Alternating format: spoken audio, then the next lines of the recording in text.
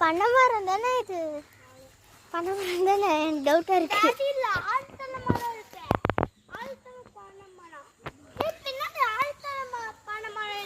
எங்க எங்கடா இருக்கு ஆறுதல? ஆமா, இப்படி போய் அது இங்க இருக்கு. எது? ஆமா, அதுக்கு இங்க வந்து நான் கூட 5 தலை மட்டும்தான் இருக்கும்னு நினைச்சேன். இவ்வளோ இருக்கும்னு நினைக்கவே இல்லை. சூப்பரா இருக்கு. வாவ், இது நார்மல் மரம் மாதிரியே இருக்குது.